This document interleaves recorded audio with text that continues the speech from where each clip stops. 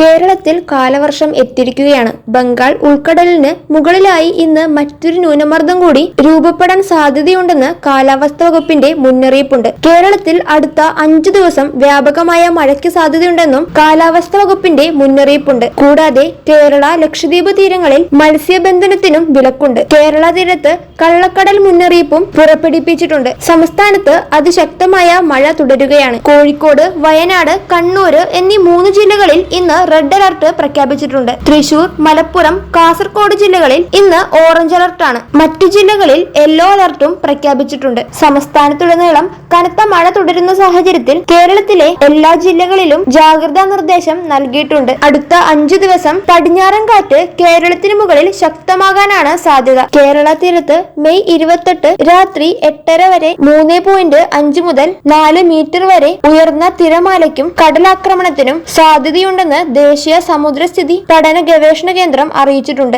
മഴ തുടരുന്ന സാഹചര്യത്തിൽ പൊതുജനങ്ങൾ എല്ലാവരും തന്നെ ജാഗ്രത പാലിക്കേണ്ടതാണ്. അനാവശ്യമായ യാത്രകൾ ഒഴിവാക്കുന്നതും നല്ലതായിരിക്കും. കേരളത്തിൽ അടുത്ത 5 ദിവസം കൂടി മഴ കനക്കുമെന്നാണ് പറയുന്നത്.